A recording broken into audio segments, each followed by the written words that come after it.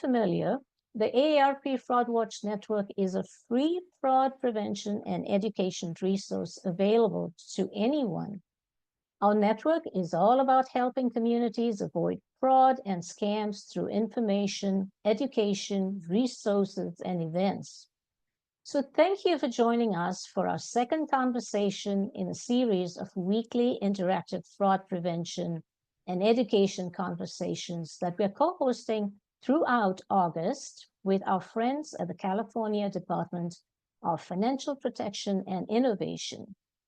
I hope that you will help us make this an interactive conversation by sharing your comments, your experiences, your thoughts, and by asking your questions in the chat. As always, we have set aside time at the end of today's presentation to answer your questions. And today, we're going to be talking about imposter and crypto scams and how to stay protected from them. But before I introduce our guest for today's conversation from the California Department of Financial Protection and Innovation and the United States Attorney's Office under Department of Justice, let me first share a few housekeeping items. For audio purposes, please keep yourself on mute until you are invited to unmute yourself. To ask a question, please write your question in our chat, and during our Q&A session, I will invite you to unmute yourself and come on live to ask your question. If you're not comfortable being on camera to ask your question, we can do it for you. And lastly, today, you will hear from speakers from the California Department of Financial Protection and Innovation and the United States Attorney's Office. However, please note that the opinions expressed in the presentation by our speakers and on their slides are solely those of the presenters and do not necessarily represent the views of their agencies. The information is solely for educational purposes only. And so now, let's get into today's topic. We use gift cards, bank transfers, and payment apps were the preferred way for scammers to get the victims' money, as each has been widely accessible and the transactions mostly untraceable. But consumers, law enforcement, and the businesses behind these services have caught on to this, and protections are growing. Scammers have noticed this and have therefore moved to increasingly directing their victims to pay up at crypto ATMs. And you may have seen these often colorful kiosks that are popping up in supermarkets, restaurants, convenience stores, gas stations, liquor stores, and even laundromats in your community. And though crypto ATMs are a legitimate way to convert real dollars into crypto dollars or digital currency, since most are licensed and are used for their intended legal purposes, they're also a favorite payment method for scammers. They're frequently used in government imposter scams, romance scams, grandparent scams, fraudulent online sales, employment scams, lottery scams, and so many other schemes according to law enforcement officials. So on that, let's meet our first guest today to help us understand more about this issue.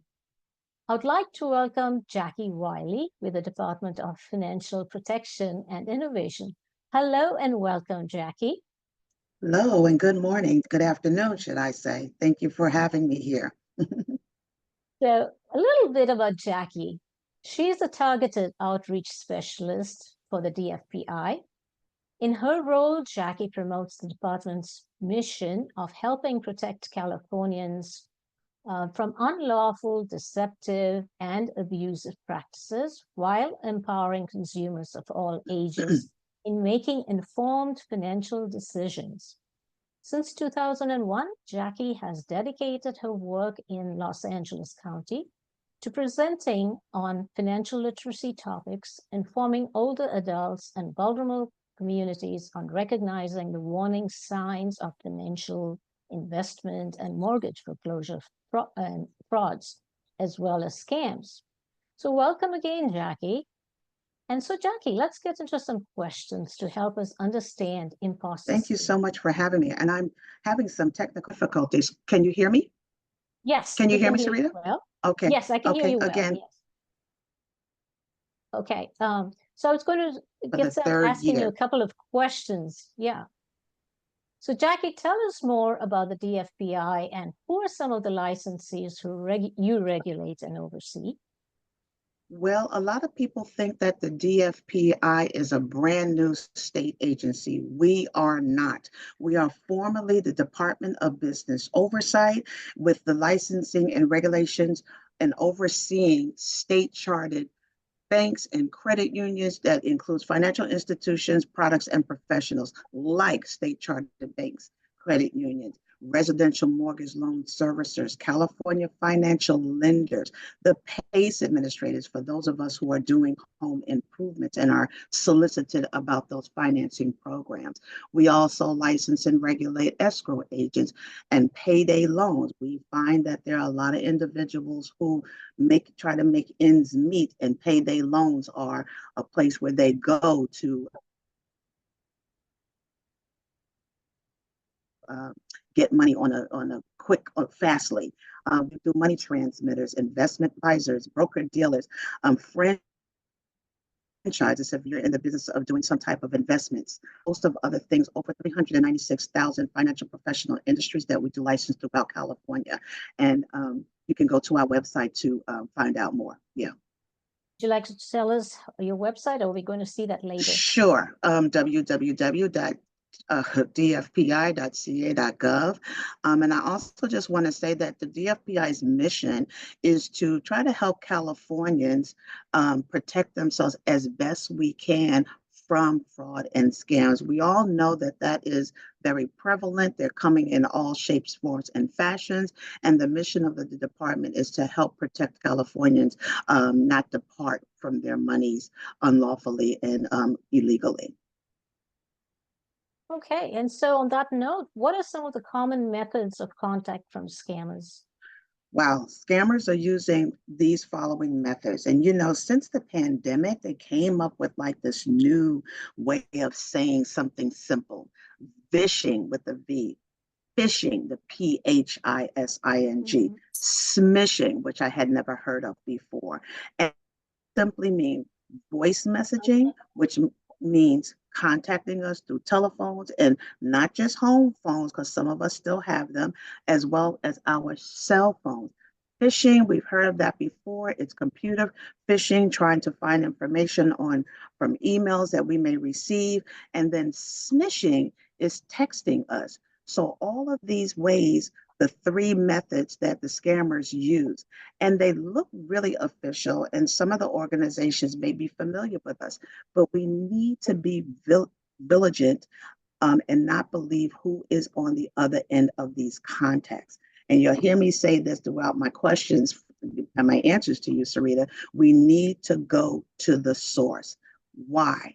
I'm glad you asked, because we don't really know who is on the other end of these contacts. Hence, today's topic presentation is imposter scams. So things look official, sound official, but again, if you're not initiating, we need to be careful. And the methods that I named, the three things in common, we have to remember they want us to act quickly. It's always a sense of urgency, and they want to steal our personal and financial information. So my motto is go to the source if you didn't initiate the contact. We need to be careful and verify all information first. Thank you. That's good to know. So, if I receive a call or a voice message or a text claiming a problem with my account, whether it's a credit card or a debit card or whatever, should I respond to the number or email providing instructions? Jackie, I think you're Responding to any frozen. number that Okay. can you hear me? Yes, go ahead. Okay, we should not be responding to any numbers that show up unknowingly on our phones. We should not be responding to numbers that are left on our voice messages. We should not be clicking on any links to take quick action. This again is deployed for us to act quickly. We always want to go to the source. So the answer to that, Sarita, is we shouldn't do that. So Jackie, I'm sorry, I think you froze again because just when you were saying, so the answer to that, you want to go to the source is what you're saying. You want to go to the source, Okay, respond to any of the numbers left, or click any links that are provided to us to act quickly, or even if it's a sense of urgency. We want to go to the source. so what about, sometimes a caller ID will show the name of a known establishment, or it might say it's calling from the bank, or the IRS. How do I respond to that? Should I pick it up? What would you say? As I said earlier, we're going to get those kind of calls. They want to see maybe the Internal Revenue Service, but we have to stop and think, why would the Internal Revenue Service be contacting us via phone and asking for personal information? We would usually get correspondence through the mail, right? And it goes on, IRS, utility companies calling to say that your services are going to be shut off. Anything or any company that you are aware of or know of, still go to the source and be cautious when responding, because we don't know who is on the other end of the line. That is imposters calling. Okay. What about if someone calls and provides your information to you, like they call you by your name, they want to verify that it's you. Does that mean that's legitimate because they know who you are, and, asking you questions about yourself to verify that this is indeed you? That's a great question. And I get that from my audience members when I'm out there doing presentations, Sarita. And I get that call probably twice a week. Someone calling out my name and verifying, wanting me to verify their verification of my address. Just because they called me by name does not mean that it is a legitimate, diligent, and remembering that these are imposters calling with authority, calling from financial institutions, calling from establishments that we recognize. But please, please, if we didn't initiate that, we need to go to the source, okay? Thank you. Now, you keep talking about going to the source. What does it mean to go to the source? I'm glad you asked, because going to the source means just that. Let's just say, for example, you get a phone call saying that your utilities are going to be shut off today. They're calling from the delinquent department, and if you don't pay right now, of course, the act of urgency to do it right now, right away, wanting you to pay. However, I didn't initiate that. First of all, government agencies don't and won't call you and ask you for money. Go to the source yourself. You should be hanging up that phone call, going to maybe your bill to verify that, get the number from your bill, the actual source, and calling the number to verify that information. Same thing with a credit card. If they say that there's something wrong with your banking, something wrong with your debit, go to the source. Contact your financial institution yourself. Go and get the number legitimately from your drawer, from your card, from the site of legitimacy, not believing who's calling you. That's going to the Thank you, source. Jackie.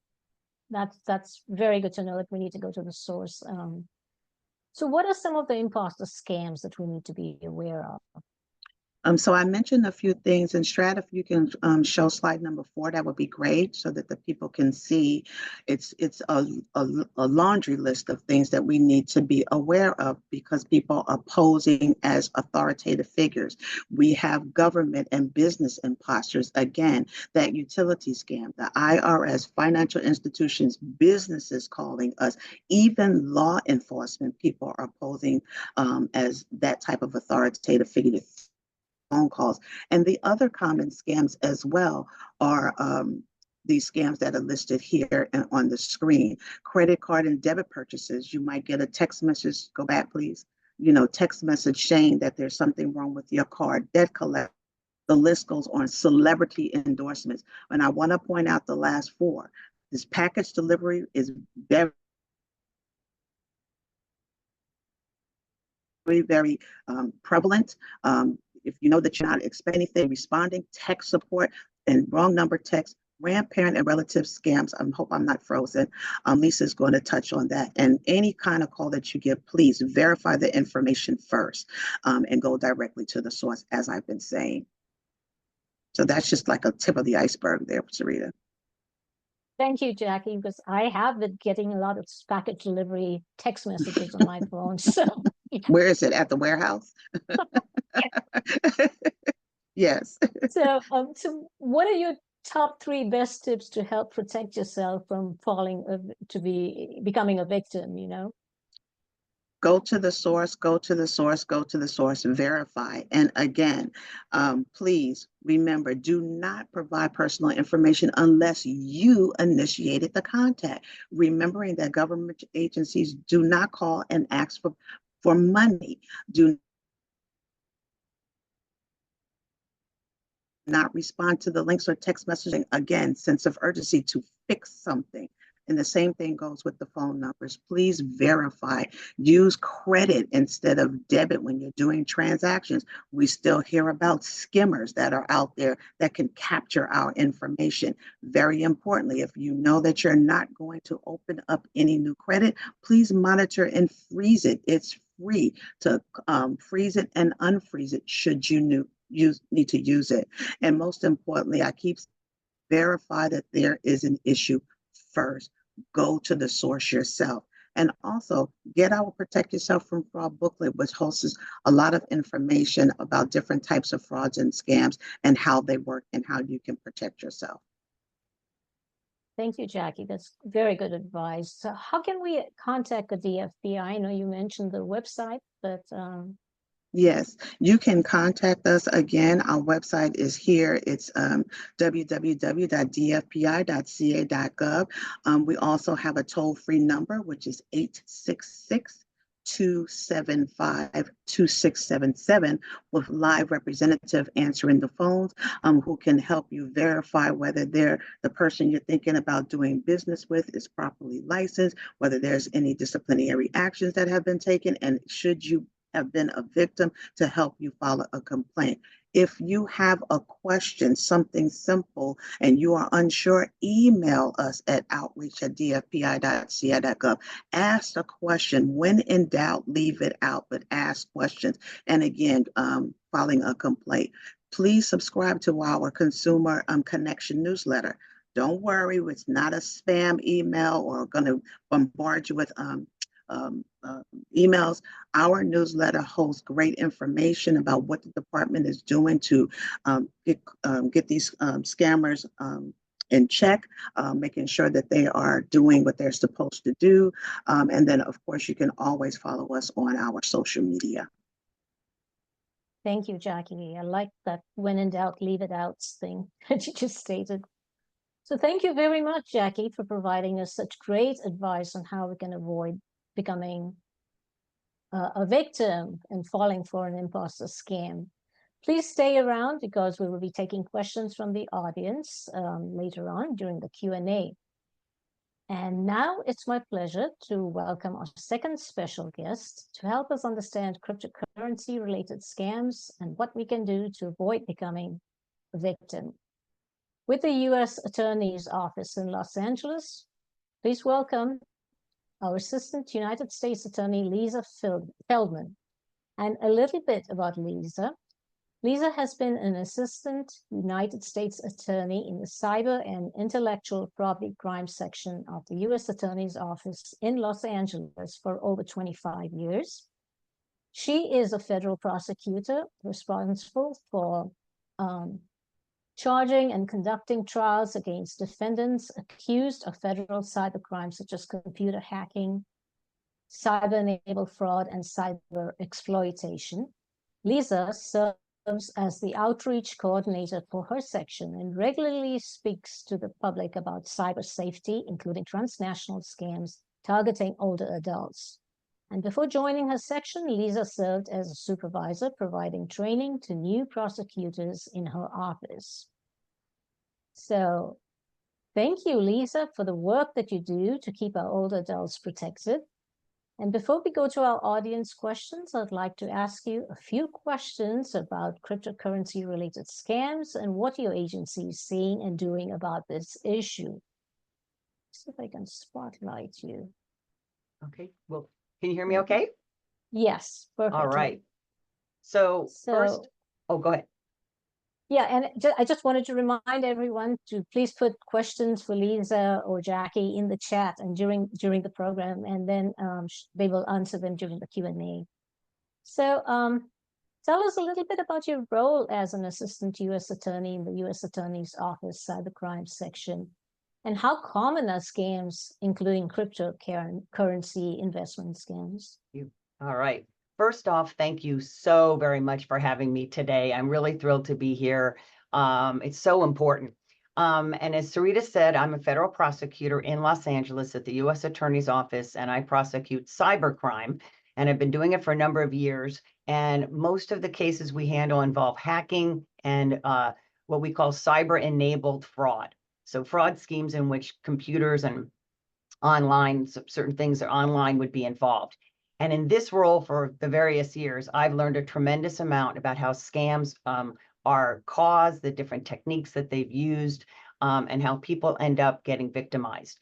And I want to say that law enforcement tries really, really hard to prosecute, to find and gather evidence against these scammers and to prosecute them. But criminals, as you know, and as Jackie said, they try very hard to stay one step ahead, if not several steps ahead. So, and federal investigations can be long-term and challenging because many criminals are overseas. So it is often, as a result of that, difficult, if not impossible, to get scam, funds, victim funds back.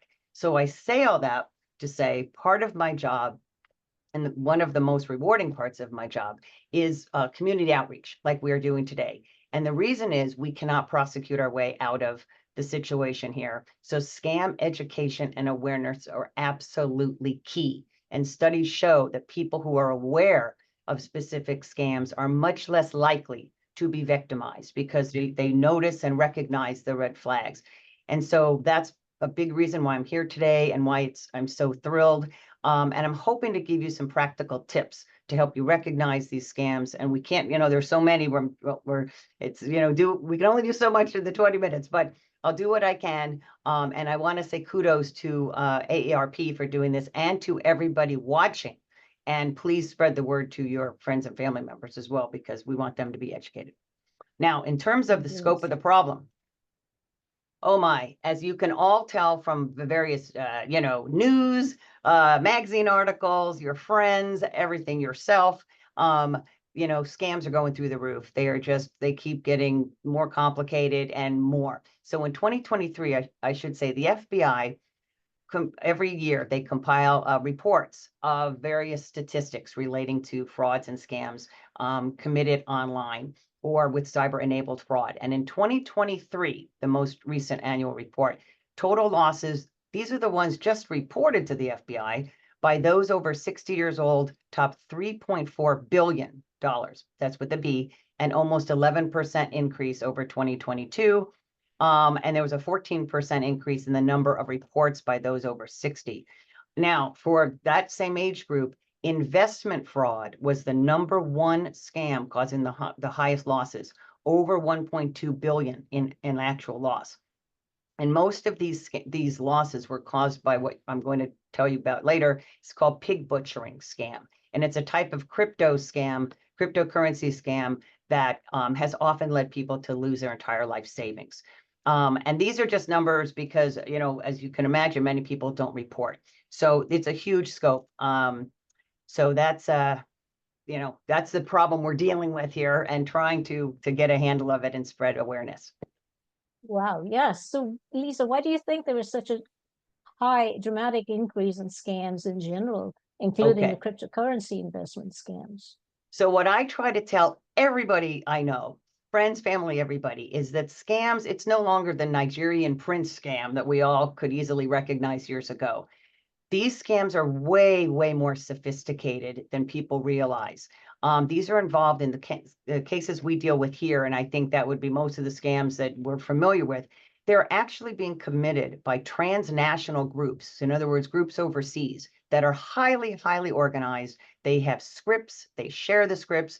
They also share victims. So once you're victimized, one scammer will tell another scammer, hey, I got this victim and let me pass her on to you. And which is another reason people get re-victimized often, or at least their attempts. They're also very sophisticated and realistic. And unfortunately, artificial intelligence has made things much worse in this regard, because it used to be you could easily recognize typos, things like that, grammar mistakes. And now, they look pretty darn real and authentic. And it's very, very hard to tell. There's also things, and Jackie alluded to this, very, very manipulative, called social engineering. So you can't imagine, because I didn't know until I had this job, how easy it is to spoof a phone number or a website. And spoofing means just making it look like it's legitimate when it's not. So when you get those phone calls claiming to be from the IRS, someone has spoofed that number, and it's very easy to do. That's why you can't trust that it's really coming from the IRS or whatever other thing it says, such as your bank.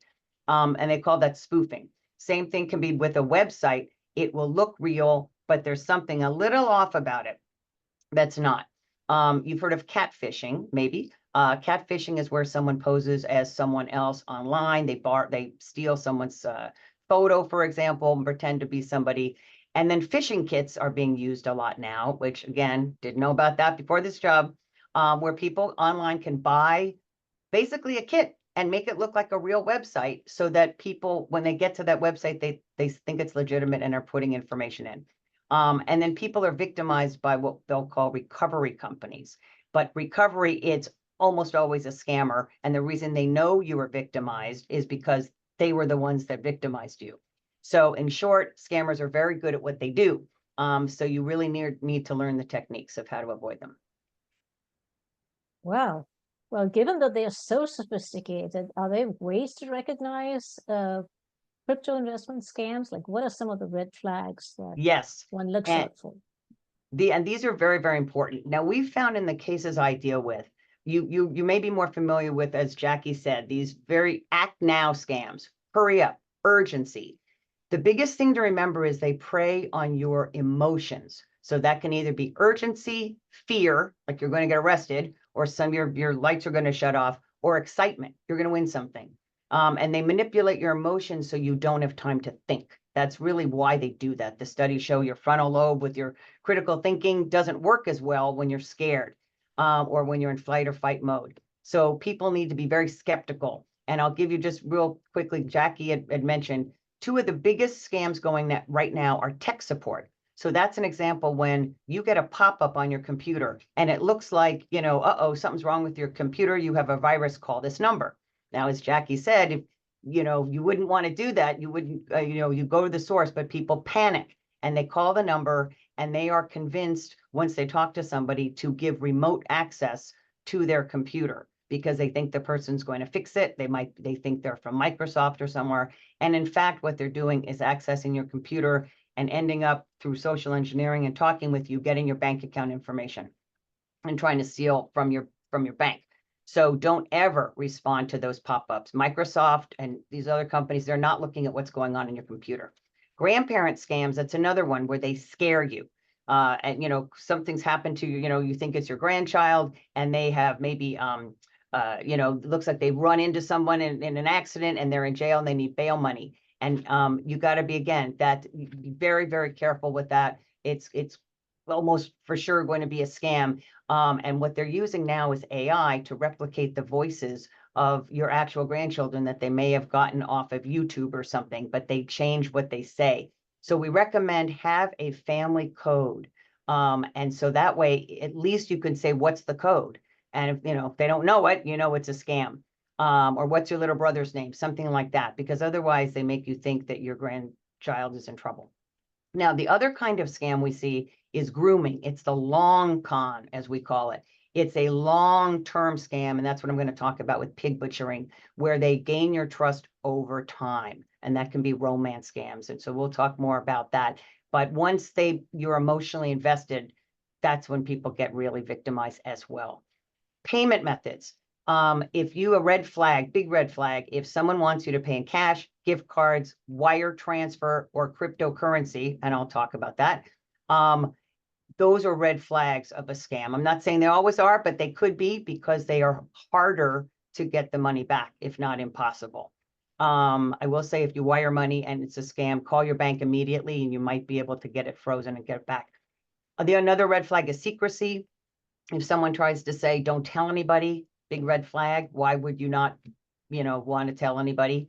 And again, if you don't meet the person in person and it's just an online or phone, those are some big red flags of scams in general, as well as crypto scams. Thank you, Lisa. Now, why do scammers want you? Are bored and want something to do. No, that's not the case. I think we're I think we've got Not the case. somebody unmute. All Could you right. please mute your phone, please? Thank you. So Lisa, going back to crypto scams and payments in cryptocurrency, why do scammers want you to use crypto? So cryptocurrency is, as people may know, a digital form of currency. And think of it like digital cash. And so it goes into these digital wallets, quote unquote wallets. It's digital, that only a scammer would control. Now, again, cryptocurrency itself is not illegal, but if somebody is asking you to send money like that through crypto, it is much, much harder to get back, if not impossible, because of the nature of it. Like, think of it as like digital cash. You cannot dispute it like a credit card. It's not like a wire transfer where you can contact your bank and have them freeze the funds and reverse the funds if they have not yet been withdrawn. And it's also pseudo-anonymous. And so now scammers, this is like the currency of choice. If they can get people to pay through this, they are happy. So be very, very wary if anybody asks you to send them funds through, using cryptocurrency. Okay, so that's scary. All right. Now, you've been talking about pig butchering several times. What is pig butchering and how does it Okay. work? And I would, Why do you call could that? show us slide number 7. All right. So pig butchering, and again, we forgive the name, it's a terrible name, but the scammers call it this. It refers to a scam in which they try to butter up the victim, so to speak, to continue paying money into something they think is an investment when it's not. And once they've gotten lots of money, they basically, as they say, pig butchering, they take the victim for all they've got, fleece them and run. So I'm going to explain it now, why it's relating to crypto.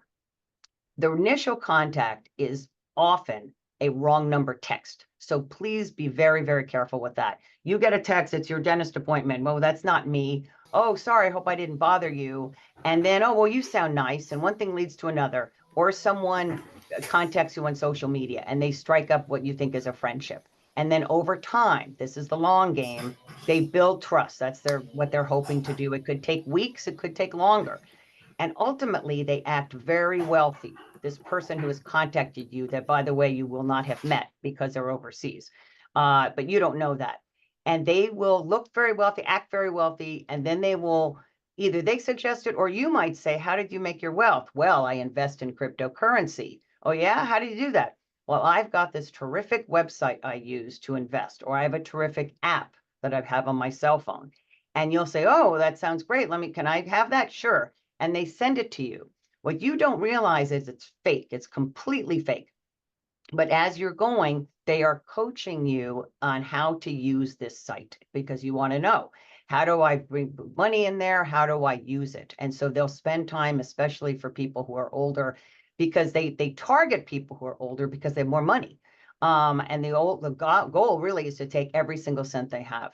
So they coach these people on how to use the site, and they pressure them to put more money in. And what happens is, it looks like they will send some money. They think they're sending it to this site to invest. It seems more, not as big of a problem, because they're not sending money to the person. They think they're sending it and investing it for themselves. And they look at something that looks like the stock market. You look at the value going up as you quote unquote invest, and you think, this is great. I'm making money. I'm going to put more money in. And that's the nature of pig butchering, where, you know, they keep putting more and more money in, and then they can't take it out at the end. The people will ultimately say, you know, let's say a victim, I want to take some money out. They may like to take a little bit at the beginning, but later, once you think you have maybe several $100,000, you want your money, they'll say, well, you got to pay taxes. Oh, what do you mean taxes? That's $10,000. Oh, okay, well, you think you have a lot more, you'll pay it. And then, well, maybe now there's a lien, or maybe there's some other fee. And then you finally figure out this has got to be a problem, and the person's gone with all your money. And so it's a terrible scam. It is the largest of the, as I mentioned earlier, many people have lost their life savings. They just, you know, it's so realistic looking. They just had no idea that they weren't investing their funds. And it is the largest, it really is right now, a huge, huge issue. And so we're trying very much to spread the word on this. Wow, that's really distressing. So can you provide some real examples? Do you have some real examples of how a pig butchering Yes. scheme can start? If you can go to the next slide. Okay, so here's an example. On the left, it's and this is actually real evidence from a case. Hello, Daniel. Congratulations on a great seed round. Oh, you have the wrong number. It's a wrong number text. And then they start, oh, so sorry, and didn't mean to bother you. Oh, that's okay.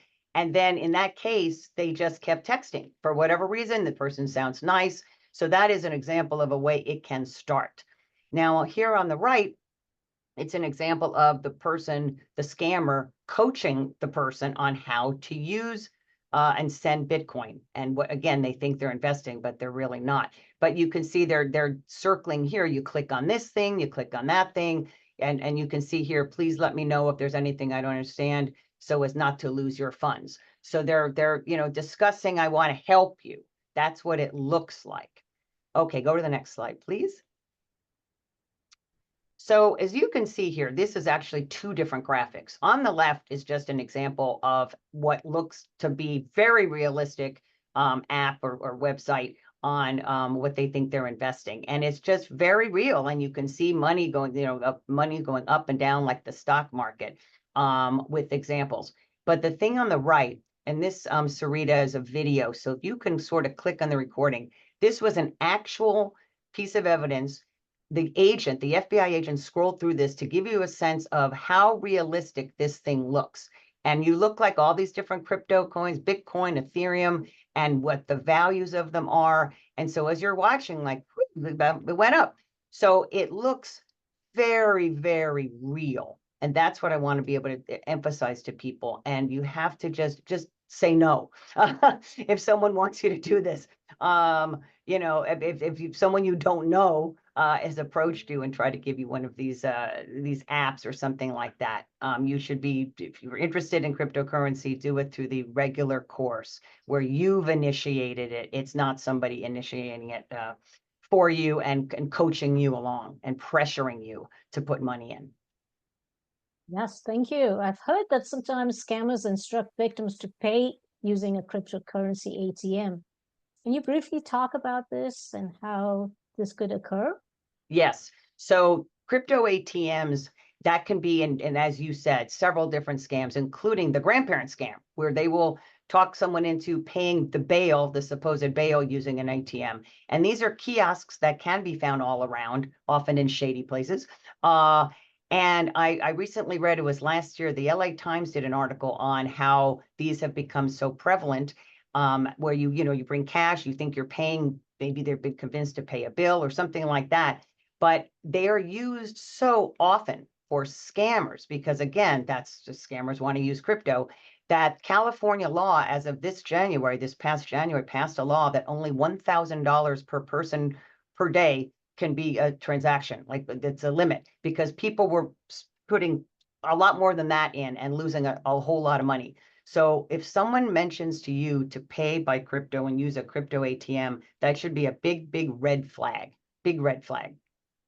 And sometimes people will have you think it's legitimate money, and you're actually, someone might have given you money for what you think is a work from home scam or work from home job, and they've given you money. Well, you have to deposit it. You could be part of money laundering as well. We've had cases like that where people think that's real, legitimate money, and they've been asked to deposit it in a crypto ATM and send money to someone's wallet that way. So again, be very careful if you hear that. Right. So every time it's a quick money making scheme, be very careful is what you're saying in general. Right. So if you're a victim of a crypto investment scam, what should you do? Okay, and I think that last slide is going to have some information on that. Yes. So the biggest thing we ask is that people, and this is any scam, any cyber related or crypto scam, immediately file a report with what's called the FBI Internet Crimes Complaint Center, IC3, and it's written down there, www.ic3.gov. There's some guidance. You could just look it up online, FBI guidance for cryptocurrency scam victims. You need to mention certain specific things if it's crypto, like the wallet number, which will be a whole series of numbers, and other information to help them maybe find the money, although highly, I got to tell you, highly unlikely, but not impossible. And the government has seized crypto wallets and has recovered money for people, but it's very difficult. But please report all these crimes. The FBI uses that information to track patterns, and I should say this is very important. And by the way, it says here you can notify the Secret Service office as well at that link, because they also are very good at investigating crypto crimes. But this one of the boxes down here, if you wired money, please immediately notify your bank. If it's between 24 to 72 hours, there is a good chance, not a perfect chance, but a good chance, if it's not withdrawn at the other end, the bank can freeze those funds and return them to you. And we've had quite a bit of success, the FBI, because of the relationships they've built with banks around the world. And beware of recovery companies, as I said, quote unquote, many of those are scams. Thank you, Lisa. Good to know that there is some hope at least. And thank you for all your answers, your advice. And now let's take some questions from our audience. Strat or Marissa, do we have questions? I saw a lot of comments coming up and questions, so maybe we can invite people to come up with mute and ask the question. Strat, are you handling that? Yes, can you hear me? Yes. All right, excellent. So I'm going to invite Denise. She has a question about why a credit card as opposed to a debit card. I thought, which was a good question. So Denise, if you're on, please unmute yourself. Yeah, I was just wondering about that because right now I just use my debit card for the groceries or something like a big store, but I'm reluctant to use it in littlest mom and pop restaurants and things like that. And I wondered why. I mean, I've been hearing that, but why is it? I'll take that, Lisa. Thank you for the question, Denise. This is Jackie. I suggest people use a credit transaction in lieu of a debit transaction because, number one, there's a device that has been known to show up on machines called a skimmer. And if you want to look it up, it's SKIMMERS. So if we're using a debit transaction, we have to punch in our PIN number. You know how when we go to the store and we insert our card and the first thing that pops up is the viewer and it's asking for our PIN? Well, if there's a skimmer on there, which we're not going to see and we're not paying attention, not only do they have the card number, but now they can quote your PIN number because you've punched in that number. When the coast is clear, they're going to come and get it, and then they're going to deplete our bank accounts, okay, because those cards are connected to our bank accounts. So credit, when you do credit, you don't have to punch in your PIN number. And I sim shopping as well. I say, hey, I want to do a credit transaction. How do I bypass putting in my debit, my number? And she'll say either the green circle or the yellow button. So you'll press either the green or the yellow or whatever it is, because it's not always the green circle button to bypass. Then you don't have to punch in your PIN number. That's an extra layer of protection in case there is a skimmer there. But then also a better protection is that when we're shopping, especially online, use that card for that extra protection because it's easier to dispute the charges. Does that make sense? Yes, usually I go to the override with the green or the yellow. There you I go. don't like doing that anyway, but There you go. wanted to know. Thank you. You're welcome. We have another question. Let me invite Jill Jones. And she has a question on pig butchering, where they originate from. So Jill, if you want to come on and ask your question. Thank you. I just wanted to know where most of the pig butchering and crypto scams originate from. Are they the transnational groups? Are they overseas? Are they here in the United States, etc.? Excellent question. I was just looking at that in the chat, hoping that I would get to answer this. So yes, they are overseas, and I've been to different conferences on this, and it's a little mind-blowing. Most of them are in Southeast Asia. So that's, for whatever reason, they're there. But what we learned, and it sounds terrible, the people that are the ones texting the wrong number texts or going on social media or LinkedIn to find victims, many of them are human trafficking victims who are being forced to do that in these compounds in Southeast Asia. And it's terrible.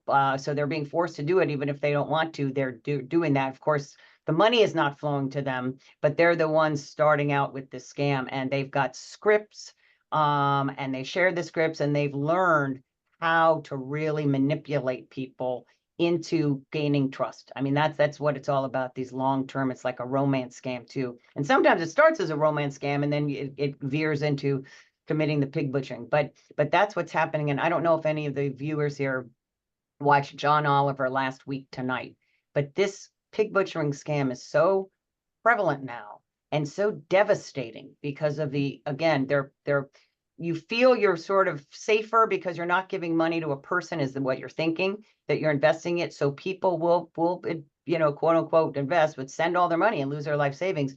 That John Oliver last week tonight, a few months ago, actually did an entire episode on this. And his plea at the end of it was, please, please spread this video around and tell everyone you know, because it's devastating. So some of you might have seen that, but it became viral. But it also explains this issue of Southeast Asia and these human trafficking victims. And they had someone on who had escaped and talked about what they did.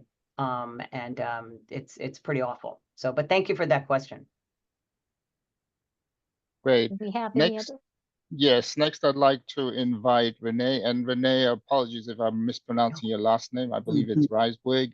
She has a question about reporting some money that she lost. Her bank account was drained, basically. Renee, please come on and ask your question. Hi, yes, thank you. And you did pronounce my last name correctly. So actually, I was informed when I reported to my bank, when I realized what had happened to me, and they froze my computer, and I called the 800 number for Microsoft, and the rest is exactly what you said. And so they drained my bank account before I caught on. Something doesn't seem right here. So I reported it to my bank, and then I was encouraged to report it to the local police, which I did.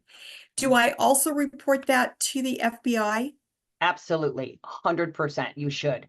Oh, They okay. are very, in fact, if you want to look up IC3 annual report 2023, and you'll Okay. see a lot more information. In fact, there's two different reports. One is I think it's just internet fraud report, and the other is elder fraud report.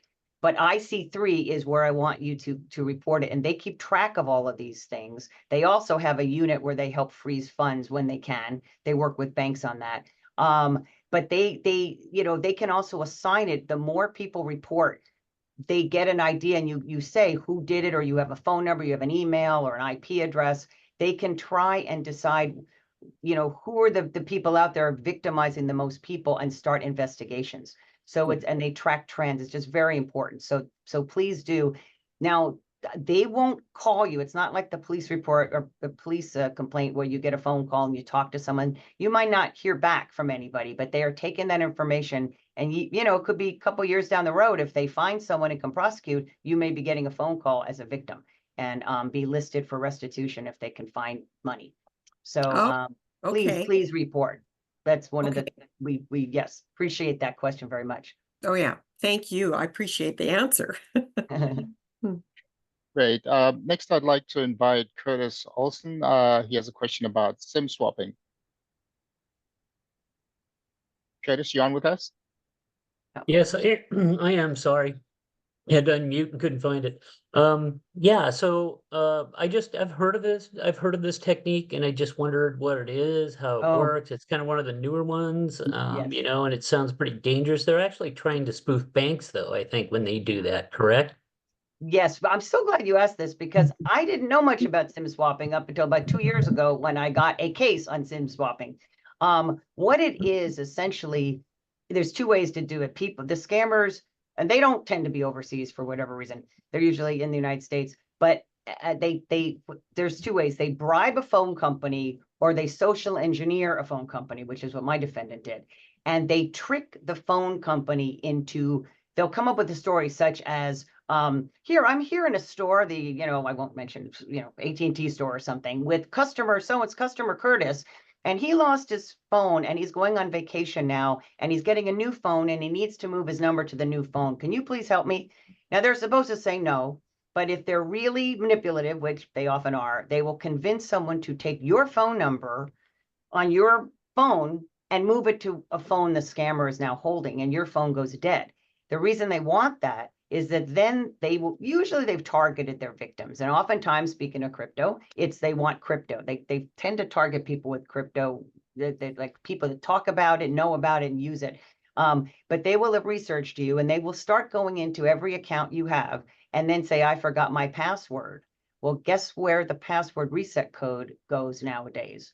Often to your cell phone number. And so they take that password reset code and then get into your bank account, get into your email and look up where you bank and then do a similar kind of password reset to get into your accounts and steal your money or pretend to be you or pretend to be others and steal other people's money. It's just, but that's what it is. It's the process of tricking the phone company or bribing somebody there to move your phone number in order to get the password reset codes to commit fraud. Thanks. It's crazy. How prevalent is that? Well, not as much as some of the others we've talked about, but it's getting increasingly prevalent, I think. And I often say, well, what do? We all use two-factor authentication, but and it exploits that. But nowadays, the phone companies, as I'm learning, I hope, they are giving you a code. Ask for a code. So before they can switch your phone number, the person has to give the code to the phone company, to the carrier. That's the best. That makes sense to me, so the scammer's not going to know that. Yeah, that's good. And they want to avoid liability because you can sue them, I would think, for something like that. If somebody stole all your money because they gave your SIM card to someone else, I would think, Yeah, I know, right? they're kind of at fault, right? I mean, and I think they get, I hope, I think they get training on this and not to, but I'll tell you just quick, in the case we had, literally the person had videotaped his co-conspirator calling literally 50 different carriers with the same spiel sounding very official, and 49 didn't do it and 1 did. So I think most of them are savvy to this SIM swapping, but you just need the one that, I'll change the number. You poor guy, you got to go on vacation. Well, let's give you that phone number. But they make up a story. My system's down and I can't do it. And he's desperate. Again, playing on the emotions of it. But I hope it doesn't happen. Their interest in making sure the customer is happy, right? Well, sometimes, right? I know. Yeah, but right. I'll say this: if your phone suddenly goes dead, that would be a sign that someone's taken your number, and I would immediately start resetting all of your passwords. Okay. And also maybe reset the entire phone. I don't know. Yeah, right. And of course, you'd have to call the phone company, the carrier, and get it reinstalled. Yeah. Right. Anyway, thank you very much. Those are great answers. Thanks. Oh, good. Thanks. All right. Okay. I think we've almost run out of time, so going to say this has been a really enlightening conversation. We've all learned so much on how we can protect ourselves from imposter and cryptocurrency related frauds and scams. And I'm sure we could go on and on, but we're out of time right now. I'd like to thank my special guest, Jackie Wiley with the California Department of Financial Protection and Innovation, and Lisa Feldman, who's Assistant United States Attorney with the U.S. Attorney's Office in Los Angeles, for sharing their time and the advice today. Also, AARP staff Strat and Marissa for their technical expertise, for helping us manage the questions in the chat. And of course, all of you, the audience. I want to thank all of you for joining a conversation today, sharing your comments and asking your questions. And I hope you found our conversation helpful and that you will join us next week for another interesting conversation on investment and payment-related scams. Please visit us at https://states.aarp.org/California/scam chat, and you'll see the link pasted in the slide and probably in the chat as well. And in the meantime, if you have any questions about fraud, please contact our AARP Fraud Watch Network at 877-908-3360. You can also visit us online at aarp.org/fraudwatch network. And again, I'm Sarita Cardozo. Thank you very much for joining us today, and this concludes our program.